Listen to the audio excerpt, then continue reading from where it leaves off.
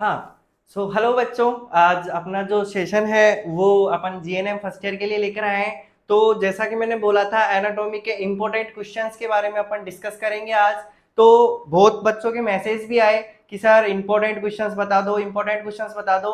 But मैं उनको ये बताना चाहता हूँ कि अपन ऑलरेडी इंपॉर्टेंट क्वेश्चंस का पोर्शन जो बेस निकाला था ब्रह्मास्त्र के नाम से, उसमें अपन डिस्कस कर चुके थे। लेकिन अब एक marathon type fast and furious जो only questions without answer discussion, only questions जो अपन डिस्कस करने वाले हैं वो अब अपन लाइव आने पे और अपन रिकॉर्डेड सेशन भी अपना रहेगा जो कि लाइव एंड होते ही अपन अपलोड कर देंगे। ठीक है। सो इसके अंदर जो क्वेश्चन है उनका आप स्क्रीनशॉट्स भी ले सकते हो और आप इसको रिवाइज करने के मकसद से एक बार मेरे ओरली सुन भी सकते हो। ठीक है। सो इसके अंदर जो क्वेश्चंस है उनको आई रिक्वेस्ट कि आप एक बार कैसे भी करके अपने जो नोट्स है उनमें देखकर उनको याद कर लें, एक बार ब्रेन में निकाल लें।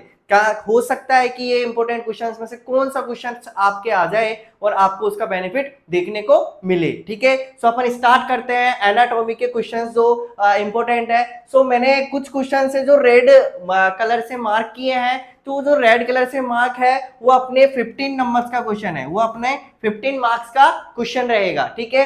सो अब इसमें दे रखा है describe the bones of appendicular skeletal system, यानी कि अपेंडिकुलर स्केलेटल सिस्टम के अंदर अपन ने पढ़ लिया था 126 बोन्स होती है। तो 126 बोन्स को अपन को सबको डेस्क्राइब करना है। ठीक है। उनका सबसे पहले आपको क्लासिफिकेशन करना पड़ेगा।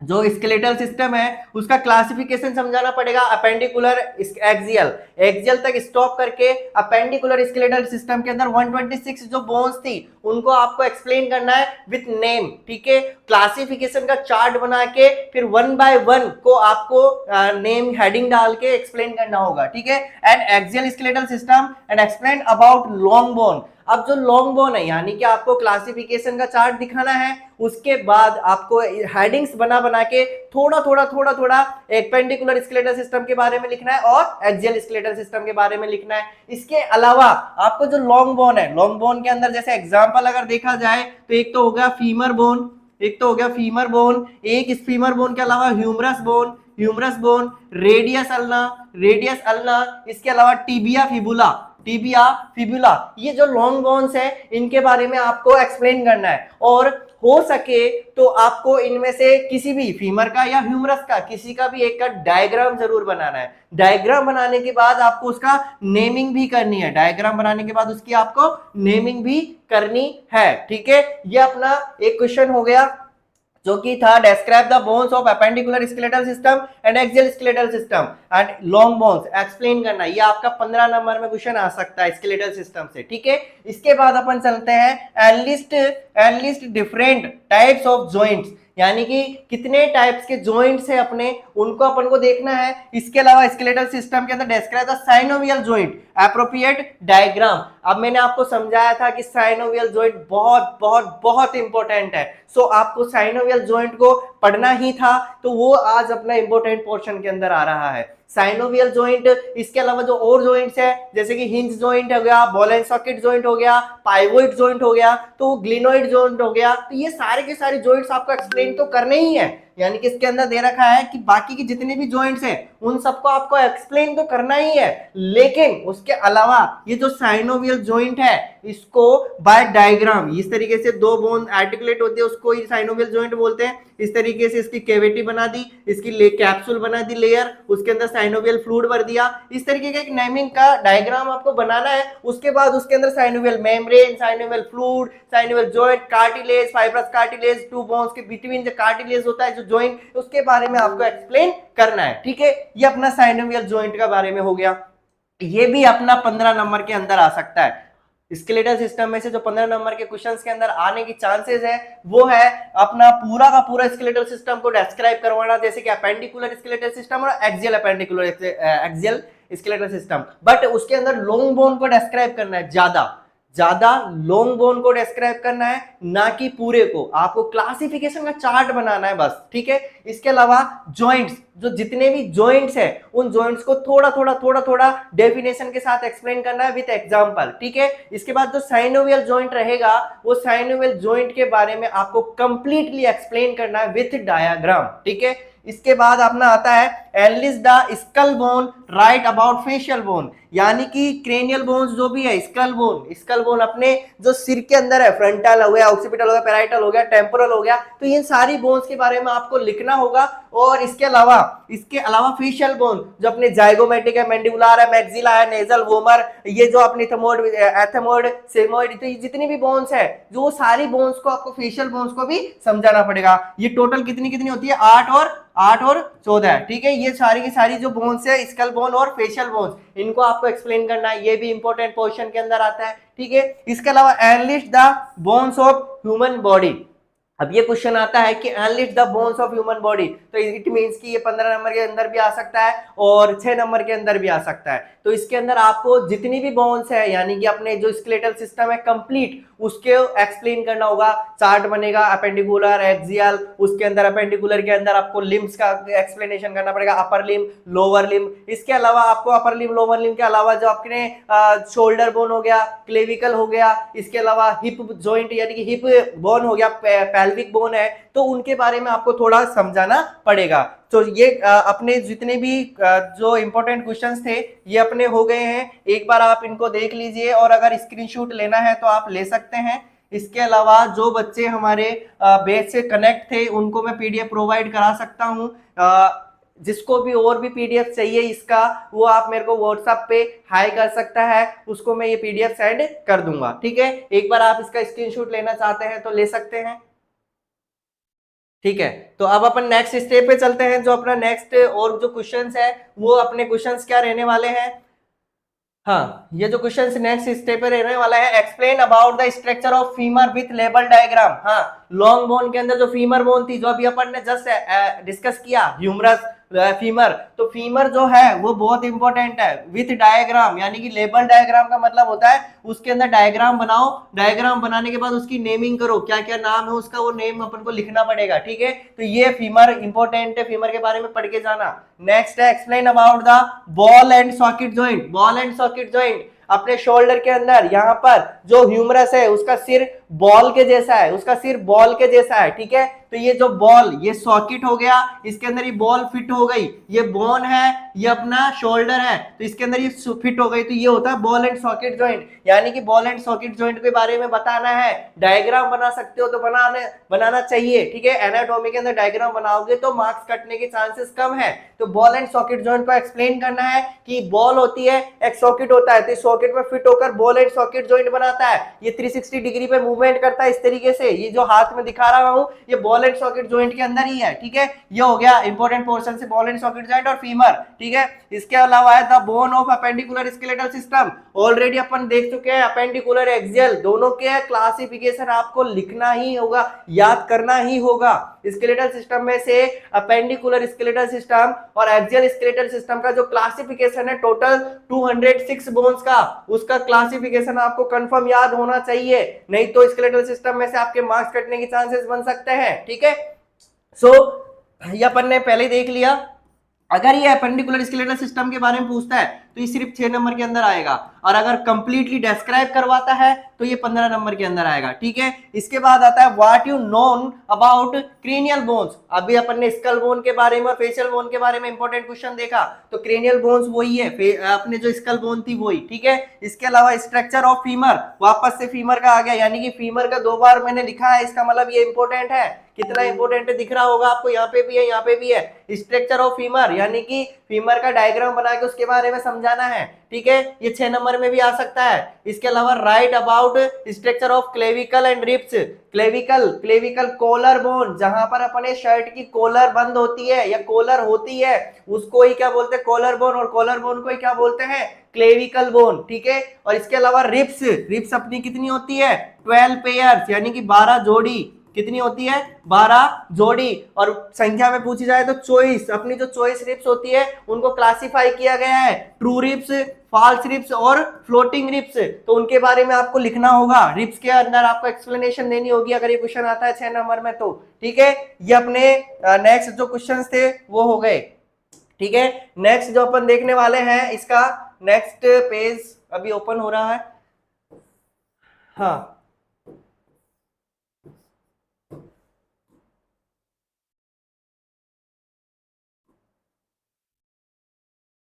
हाँ, जो नेक्स्ट है, अब इसके बाद जो क्वेश्चन है वो है explain function and classification of skeletal system, यानी कि स्केलेटल सिस्टम के अंदर क्यों है स्केलेटल सिस्टम, क्या करता है, कार्य क्या है, उसके काम क्या है, फंक्शंस क्या है, तो उन फंक्शंस को समझाना है। इसके अलावा क्लासिफिकेशन, वही अपेंडिकुलर, एक्सियल, 126, 80, उसके क्लासिफिकेशन का चार्ट बनाना है पूरा, वो हो गया इसके स्केलेटल सिस्टम का क्वेश्चन। ठीक है, यानी कि क्लासिफिकेशन को ही मैंने 4 बार इंपोर्टेंट के अंदर डाला है, आ सकता है क्लासिफिकेशन का चार्ट याद करके ही जाना है। ठीक है, इसके अलावा explain the various movement of synovial joint, ये मूवमेंट्स आ जाए, इस वर्ड मूवमेंट की वजह से कंफ्यूज नहीं होना है, इसके अंदर वही डायग्राम बनेगा साइनोवियल जॉइंट का दो बोन्स के बीच में। ठीक है, वही कैविटी बनेगी, वही कैप्सूल बनेगा, वही फ्लूइड आएगा, वही कार्टिलेज आएगा। ठीक है, साइनोवियल जॉइंट का डायग्राम बनाने के बाद इसको एक्सप्लेन कर दिया। इसके बाद आता है एक्सप्लेन वर्टिब्रल कॉलम।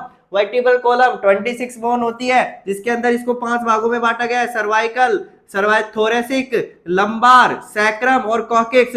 सर्वाइकल होती है 7, थोरेसिक होती है 12, लंबार होती है 5, सैक्रम होती है 1, कॉकेक्स होती है 1। टोटल कितनी हो गई, 26 बोन्स पाई जाती है किसमें, वर्टिब्रल कॉलम में। तो वर्टिब्रल कॉलम के बारे में समझाना है। ठीक है, ये सारी बोन्स के बारे में लिखना है कि हाँ सर्वाइकल है जो C1 से C7 तक होती है, 12 है जो T1 से T12 तक होती है। ठीक है, ऐसे करते करते अपन को सारा समझाना होगा। एक्सप्लेन स्केपुला, स्केपुला जो शोल्डर है, जो अपना ये पीछे का ये शोल्डर है, इसी को बोलते हैं स्केपुला, शोल्डर बोन को ही बोलते हैं स्केपुला। यानी कि एक्सप्लेन स्केपुला, यानी कि शोल्डर बोन के बारे में, शोल्डर बोन के बारे में आपको एक्सप्लेनेशन देनी है, समझाना है। ठीक है, right about pituitary gland location, structure and function, यानी कि अब ये क्वेश्चन का आ गया एंडोक्राइन सिस्टम का आ गया। स्केलेटल सिस्टम के जितने भी इंपॉर्टेंट क्वेश्चंस थे वो अपने यहाँ पर खत्म हुए। इसके बाद अब आता है एंडोक्राइन सिस्टम। एंडोक्राइन सिस्टम के अंदर कौन सा, पिट्यूटरी ग्लैंड सबसे ज्यादा इंपॉर्टेंट, और ये कितने नंबर में आ सकता है, 15 नंबर में। पिट्यूटरी ग्लैंड के लोकेशन को समझाना है, स्ट्रक्चर को समझाना है और फंक्शन को समझाना है। पिट्यूटरी ग्लैंड एक मटर के दाने के समान होती है, 2 लोब्स पाए जाते हैं, एंटीरियर और पोस्टीरियर। आगे वाला पार्ट 5 हार्मोन रिलीज करता है, पीछे वाला पोस्टीरियर 2 हार्मोन रिलीज करता है। कौन कौन से, एंटीडायरेटिक हार्मोन, और इसके अलावा जो ऑक्सीटोसिन हार्मोन, और ये भी कौन कौन से करता है, प्रोलैक्टिन हार्मोन हो गया, टीएसएच थायराइड डिस्ट्रीब्यूटिंग हार्मोन हो गया, ग्रोथ हार्मोन हो गया, इसके अलावा एड्रिनल कॉर्टिकॉइड हार्मोन हो गया। तो ये सारे के सारे जो हार्मोन्स है उनको एक्सप्लेनेशन करना है। इसका पिट्यूटरी ग्लैंड का इस तरीके से नॉर्मल छोटा सा डायग्राम बनाना है, ताकि नंबर काटने के चांसेस कम हो और उसको लगे एग्जामिनर को कि हाँ पढ़ रखा है, अच्छे से याद है और एक्सप्लेनेशन अच्छा दिखता है डायग्राम बनाने से। ठीक है, ये हो गया अपना 15 नंबर का क्वेश्चन का। ठीक है, इसके बाद अब अपन देखते हैं नेक्स्ट एंडोक्राइन सिस्टम का हो गया एक क्वेश्चन, कौन सा, पिट्यूटरी ग्लैंड का, मोस्ट इंपोर्टेंट है, 15 नंबर में आ सकता है। ठीक है, अब नेक्स्ट जो है अपन वो देखने वाले हैं क्वेश्चंस। हाँ, जो नेक्स्ट है वो अब अपन देख रहे हैं डिस्क्राइब ऑल एंडोक्राइन ग्लैंड, यानी जितनी भी एंडोक्राइन ग्लैंड्स है, पिट्यूटरी हो गई, थायराइड हो गई, एड्रिनल हो गई, इसके अलावा और कौन सी हो गई, थाइमस, थाइमस हो गई, थाइमस हो गई, थाइमस के अलावा और भी बहुत एड्रिनल हो गई। तो ये सारी की सारी ग्लैंड्स, पीनियल ग्लैंड हो गई, ये सारी की सारी ग्लैंड्स के बारे में आपको थोड़ा थोड़ा एक्सप्लेनेशन देनी है कि इस ग्लैंड को ये कहते हैं, इससे ये वाला हार्मोन सीक्रेट होता है, इस हार्मोन का काम ये है, इसको कंट्रोल कौन करता है, hypothalamus, hypothalamus master gland, master of master gland, master gland कौन सी होती है, पिट्यूटरी ग्लैंड। तो उन सारी ग्लैंड्स के बारे में आपको थोड़ा एक्सप्लेनेशन करना है। ये क्वेश्चन आएगा 15 नंबर में, डिस्क्राइब ऑल एंडोक्राइन ग्लैंड्स, यानी कि कोई सी भी ग्लैंड्स के बारे में पूछ लिया या सारी के बारे में पूछ लिया तो 15 नंबर के अंदर आएगा। Right short notes on thyroid gland, thyroid gland important है।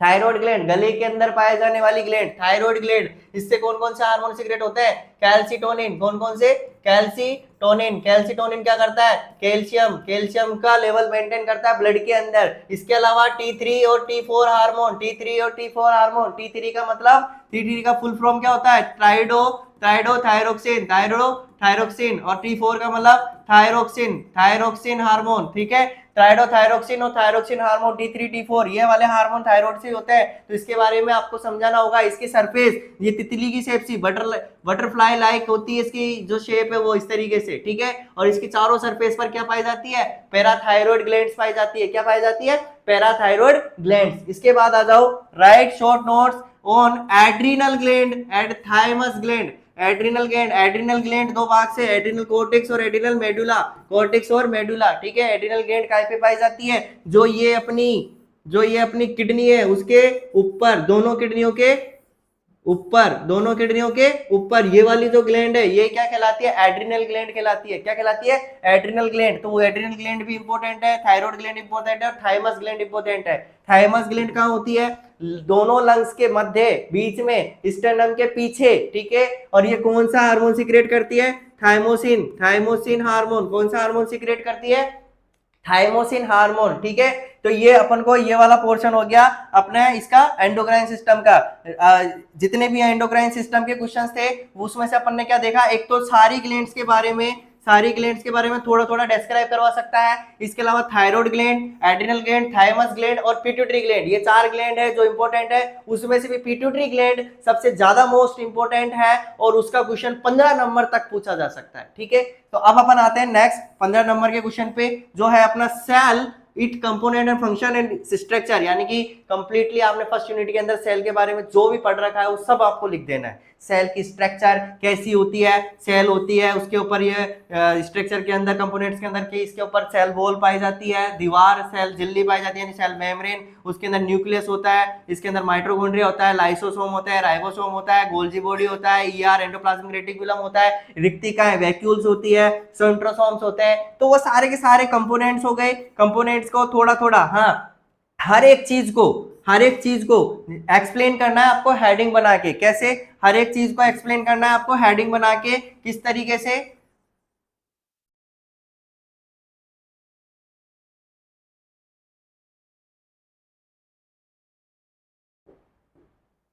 किस तरीके से करोगे। जैसे सेल वॉल हो गया, सेल वॉल हो गया, हेडिंग बनाया, फिर उसके अंदर नीचे कुछ ना कुछ लिख दिया आपने, ठीक है। सेल मेम्ब्रेन हो गया, हेडिंग बनाया, फिर उसके अंदर लिख दिया।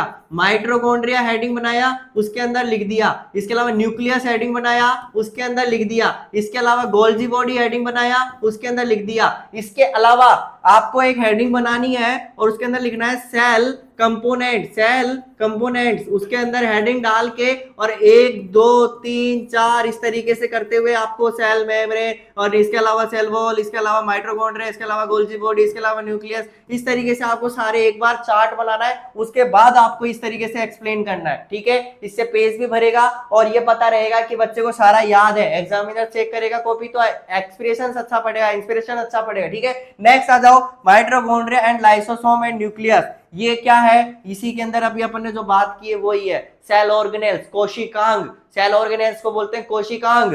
तो कोशिका के अंदर पाए जाने वाले अंग क्या कहलाते हैं, कोशिकांग कहलाते हैं।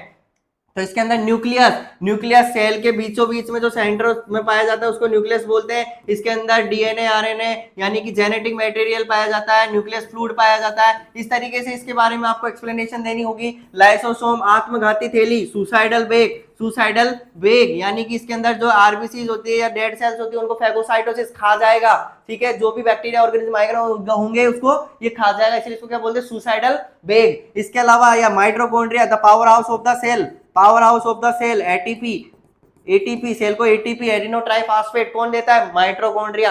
इन सब के आपको डायग्राम भी बनाने हैं। अगर ये क्वेश्चन बढ़िया नंबर में पूछा गया है तो इसके अंदर आपको डायग्राम भी बनाने हैं, और अगर नॉर्मल 6 नंबर तक पूछा गया है तो आपको एक्सप्लेन करके अप्रोक्सीमेटली 5 या 6 लाइन की ये स्पेस के अंदर, 5 या 6 लाइन के स्पेस के अंदर आपको एक छोटा सा डायग्राम बना के एक्सप्लेन करना है, ठीक है। उससे अच्छा इंस्पिरेशन पड़ता है, ठीक है। उससे नंबर कटने के चांसेस कम होते हैं अगर डायग्राम बना के एक्सप्लेन करोगे तो ये अपने सेल से रिलेटेड हो गया, इसके अलावा एंडोक्राइन से रिलेटेड हो गया और स्केलेटल सिस्टम से रिलेटेड हो गया। अब अपन नेक्स्ट पेज पर चलते हैं। हाँ, नेक्स्ट पेज पर चलते हैं अपन। क्या है नेक्स्ट पेज पर, सेल डिवीजन एंड माइटोसिस, यानी कि सेल डिवीजन के अंदर क्या है, सेल डिवीजन टू टाइप्स होता है, मायोसिस और माइटोसिस, उसका एक्सप्लेन करना है आपको डेफिनेशन लिख के। सेल डिवीजन के अंदर जो फेजेस होती है, यानी कि एस फेज हो गया, इसके अलावा ग्रो G0 वाली फेज हो गई अपनी, S1 S2 वाली फेज हो गई, इसके अलावा जो अपना डिवीजन फेज होती है, जो अपनी डिवीजन फेज होती है उसके अंदर प्रोफेज, मेटाफेज, एनाफेज, टीलोफेज, उन सब के बारे में एक्सप्लेनेशन देनी है विद डायग्राम। डायग्राम कैसे दोगे, जैसे कि ये सेल बनाई, उसके अंदर यहाँ पे जो क्रोमोसोम जो जेनेटिक मटेरियल था इसके अंदर, किसके अंदर, न्यूक्लियस के अंदर, वो इस तरीके से वापस क्रोमोसोम सॉरी सेल बनाई, न्यूक्लियस को बड़ा किया, उसके अंदर वापस से डीएनए वगैरह अपन ने इस तरीके से क्रोमोसोम्स को अलग अलग दिखाया, फिर इसको इस तरीके से खींच रहे हैं एक दूसरे से फाइबर, फिर ये आगे जाके टूट जाएंगे और फिर इस तरीके से दो न्यूक्लियस अपने सेल के अंदर बन जाएंगे, और दो न्यूक्लियस बनने के बाद इस तरीके से दो सेल डिवाइड हो जाएगी साइटोप्लाज्म के थ्रू। इस तरीके से आपको एक नंबर, स्टेप 2, स्टेप 3, स्टेप 4 इस तरीके से करते हुए आपको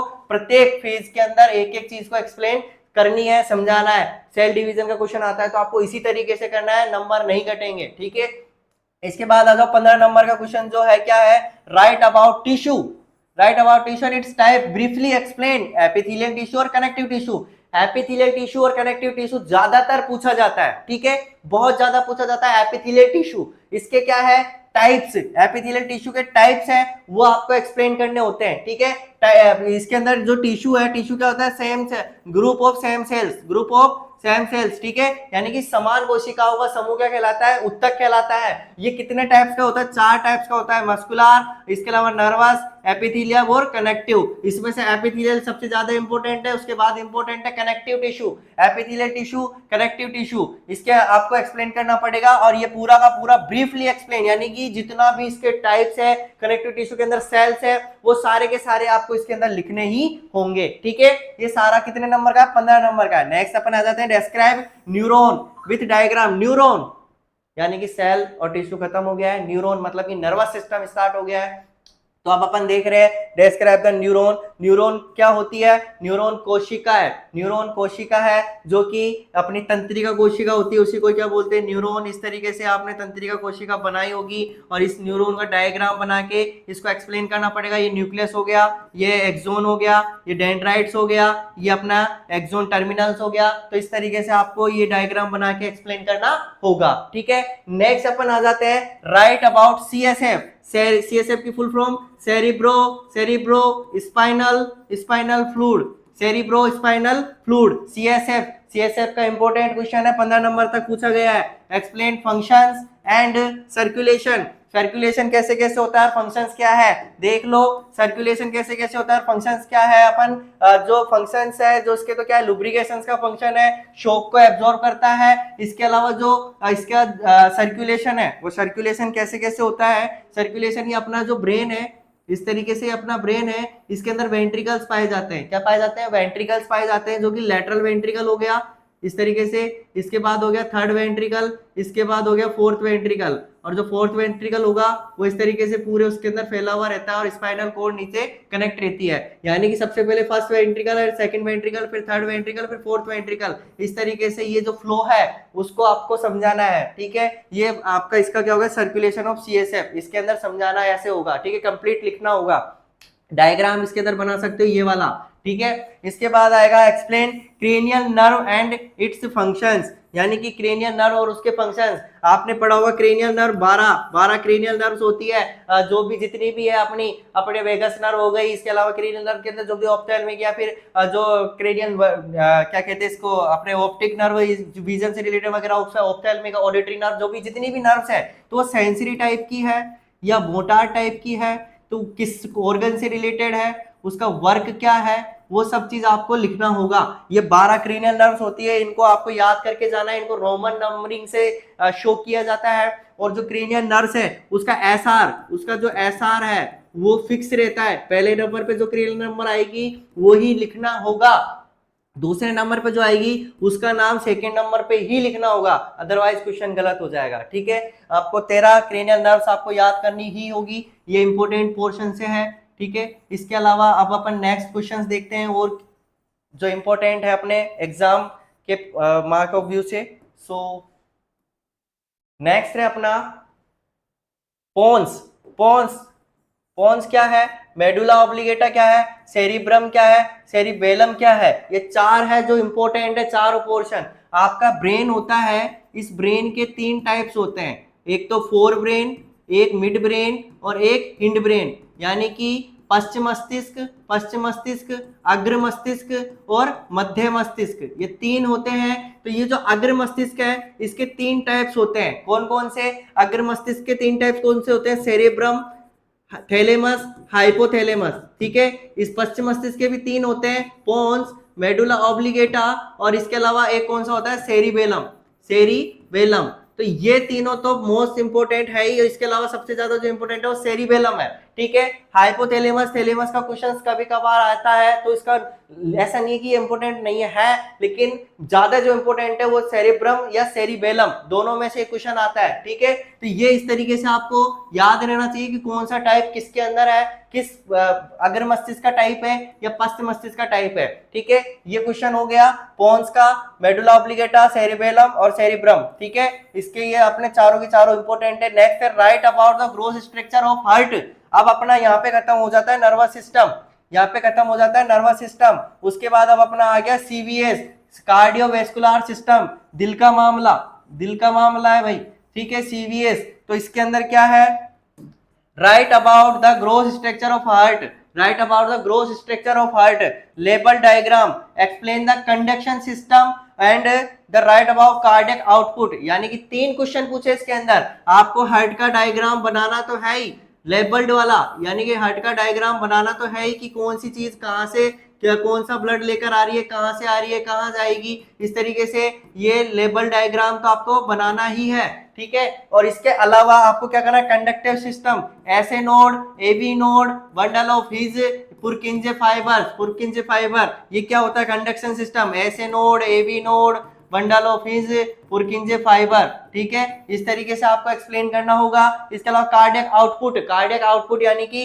heart rate into stroke volume, heart rate into stroke volume, heart rate कितनी होती है 72, स्ट्रोक वॉल्यूम कितना होता है 70, और स्ट्रोक वॉल्यूम होता क्या है, जो लेफ्ट वेंट्रिकल है उससे एक बीट में निकलने वाला जो ब्लड होगा, जो ब्लड होगा उसका अमाउंट क्या कहलाता है, स्ट्रोक वॉल्यूम, और वो कितना है 70 ml। इन दोनों को मल्टीप्लाई करोगे तो अप्रोक्सीमेटली 5040 ml के समथिंग आएगा, और यही आपका क्या है, कार्डियक आउटपुट है। क्या है, कार्डियक आउटपुट। ये इंपॉर्टेंट क्वेश्चन है, हार्ट से रिलेटेड, सीबीएस से रिलेटेड, 15 मार्क्स में पूछा ही जाता है। इसको पढ़ लेना, अच्छे से याद कर लेना, हार्ट का डायग्राम जरूर से जरूर याद कर लेना, ठीक है।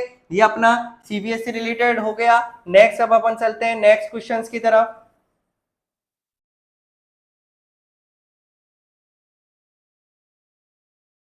हाँ, नेक्स्ट अपन क्वेश्चंस देख रहे हैं, तो उसके अंदर अब आ गया है फंक्शंस ऑफ द हार्ट, यानी कि हार्ट का क्या फंक्शन है, पंपिंग करने का फंक्शन है, ब्लड को पंप करने का फंक्शन है, and explain the pulmonary circulation, यानी कि पल्मोनरी लंग्स का मामला है, लंग्स का मामला है, यानी कि लंग्स से हार्ट के बीच वाला जो सर्कुलेशन है उसको एक्सप्लेन करना है। ये 6 नंबर के अंदर पूछा जा सकता है, ठीक है। राइट अबाउट एरोटा 6 नंबर में पूछा जा सकता है। Aorta, aorta, abdominal aorta, thoracic aorta, उसकी ब्रांचेस, उसका डायग्राम, इस तरीके से आपने देखा होगा डायग्राम, ये ऊपर से 3 ब्रांच के अंदर डिवाइडेड है, ये वाला असेंडिंग एरोटा, डिसेंडिंग एरोटा, ये थोरेसिक एरोटा, एब्डोमिनल एरोटा, नीचे जाके जो डिवाइड होती है डायफ्राम से नीचे, तो वो वाली सारी की सारी आपको डायग्राम के साथ समझानी पड़ेगी। नेक्स्ट है difference between artery and when. Artery and when, artery जो होती है थोड़ी मोटी होती है और वेन जो होती है वो पतली होती है। तो इसके अंदर क्या क्यों मोटी होती है, क्योंकि इसका प्रेशर ज्यादा होता है ब्लड का, इसलिए मोटी होती है। इसके अलावा इसकी लेयर्स के बारे में समझाना होगा, बीच वाला जो स्पेस है उसको ल्यूमेन बोलते हैं, उसको ल्यूमेन बोलते हैं, ये समझाना होगा, ठीक है। नेक्स्ट है कार्डियक साइकिल। कार्डियक साइकिल जो आर्टेरियल सिस्टोल, एट्रियल सिस्टोल के अलावा क्या था, वेंट्रिकुलर सिस्टोल, और क्या था, complete systole, complete cardiac systole. ये टोटल कितना हो गया अपना, जो एट्रियल सिस्टोल था 0.3 second, 0.1 second, ventricular systole 0.3 second, और कंप्लीट सिस्टोल के अंदर 0.4 सेकेंड। तो कार्डियक साइकिल कितने देर की हो गई, 0.8 सेकेंड की, ठीक है। नेक्स्ट क्वेश्चन है 15 नंबर का, जो क्या है, enlist the organs of alimentary tract. अपना सीबीएस खत्म हो गया यहाँ पर, अब आ गया जीआई ट्रैक्ट, यानी कि डाइजेस्टिव, ठीक है। इसके अंदर क्या है, enlist the organs, alimentary tract, accessory organs and its functions.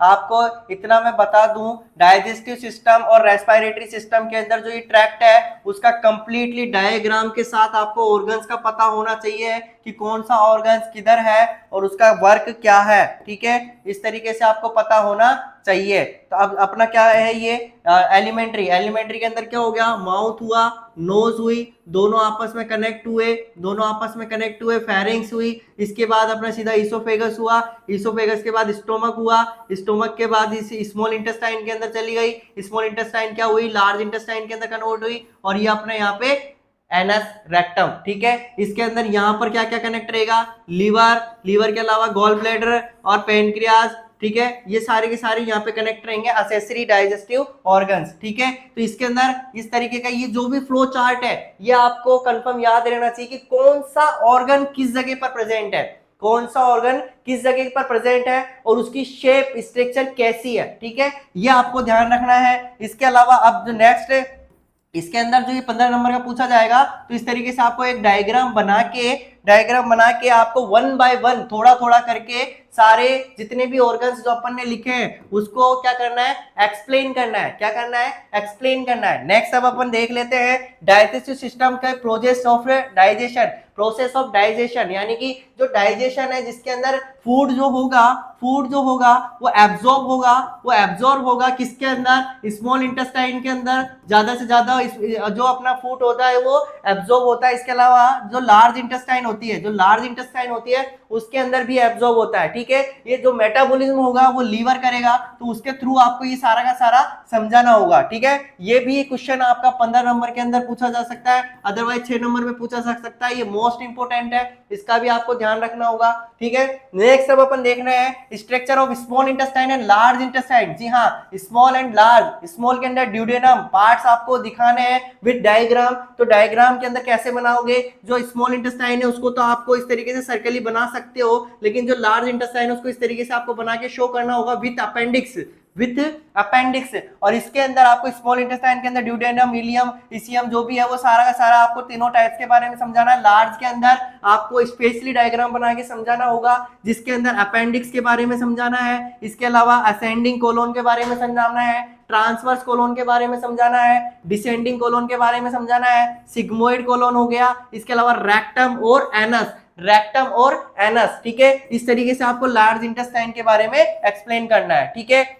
Next जो है वो क्वेश्चन है अपना, explain the words of the digestion absorption and metabolism, ठीक है। डाइजेशन का मतलब क्या होता है, डाइजेशन का मतलब यही हो गया जो मेटाबॉलिज्म का है वो मिलता जुलता है, ठीक है। डाइजेशन होगा कब, जब मेटाबॉलिज्म होगा। मेटाबॉलिज्म का मतलब जो अपने ये फूड पार्टिकल अपन ने खाया तो इसको तोड़ना है, ब्रेक डाउन करना है। जब ये ब्रेक डाउन होगा तो इसमें से अलग अलग पार्टिकल्स निकलेंगे और वो पार्टिकल्स की अपने अपनी जगह पे, जैसे कि इसका हार्मोन्स के एंजाइम से मिलने के साथ जिधर इसको एब्जॉर्ब होना है, यानी कि जो चीज इसको एब्जॉर्ब करेगी वो कौन है, स्मॉल इंटेस्टाइन। तो ये वहां पर जाकर एब्जॉर्ब अवशोषित हो जाएगा। तो एब्जॉर्ब होने का मतलब है अवशोषित, तो ये तो अब्जॉर्प्शन का मतलब लिखना है। डाइजेशन का मतलब टूटना, मेटाबॉलिज्म का मतलब भी टूटना। लेकिन मेटाबॉलिज्म कैसे होगा, डाइजेशन अपना माउथ से स्टार्ट हो जाता है, अपन जो टीथ से अपन खाते हैं, फूड को बाइट करते हैं, तोड़ते हैं, वो डाइजेशन के अंदर इंक्लूड होता है। सो इसके अंदर डाइजेशन ठीक है, वो समझ में आया। लेकिन जो मेटाबॉलिज्म होगा ये ओनली एंड ओनली हार्मोन्स पे डिपेंड होगा।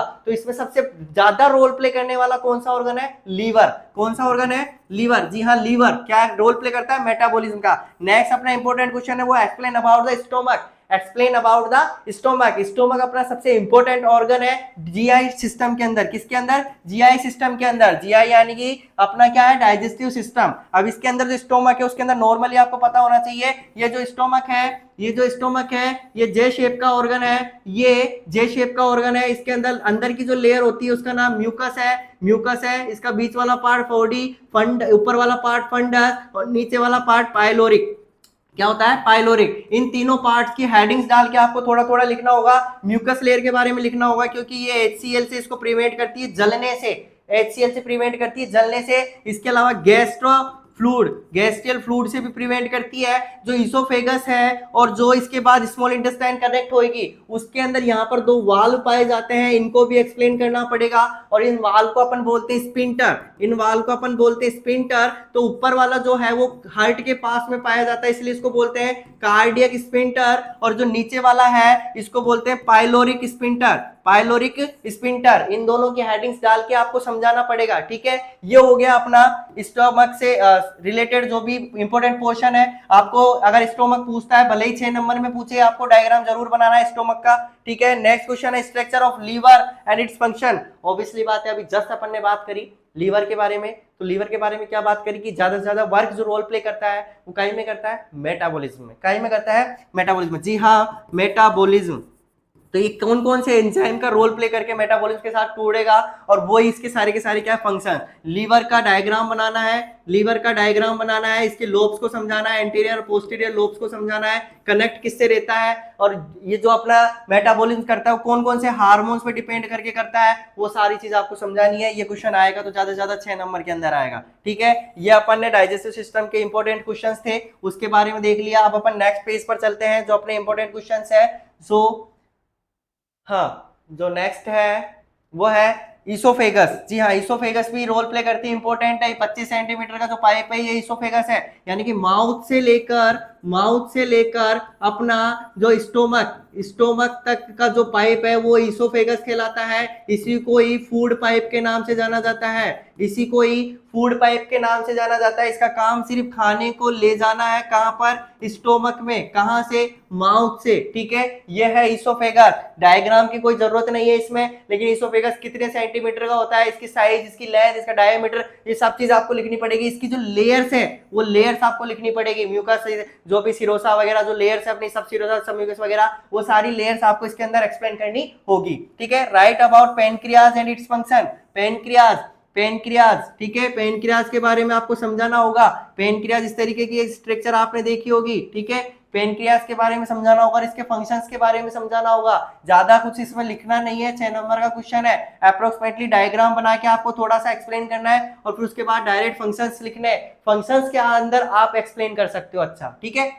नेक्स्ट चलते हैं, right about gall bladder. Gall bladder, पित्ताशय जो भी है, जो गोल ब्लेडर के अंदर क्या करना है, जो बाइल जूस होगा अपना, वो उसके बारे में भी अपन को लिखना है। ये कनेक्ट किस किस से होता है, ठीक है, उसके बारे में लिखना है। नेक्स्ट है स्ट्रक्चर ऑफ लंग्स।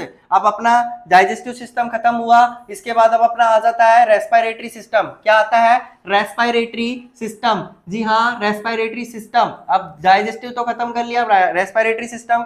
सो इसके अंदर सबसे पहला क्वेश्चन है लंग्स से रिलेटेड। लंग्स दो होते हैं, इस तरीके से अपने लंग्स है, ठीक है। अब ये जो लंग्स इधर वाला जो है वो छोटा होता है, क्यों, इसके अंदर हार्ट होता है, जिसकी वजह से खड्डा बना हुआ होता है, उसको बोलते हैं कार्डियक नोच, और इसकी वजह से ये 2 भागों में बटा होता है। इसके अंदर ये 2 भागों में बटा होता है, और ये इस तरीके से 3 भागों में बटा होता है, ठीक है। ये 3 भागों में बटा होता है, तो इसको बोलते हैं 3 लोब्स।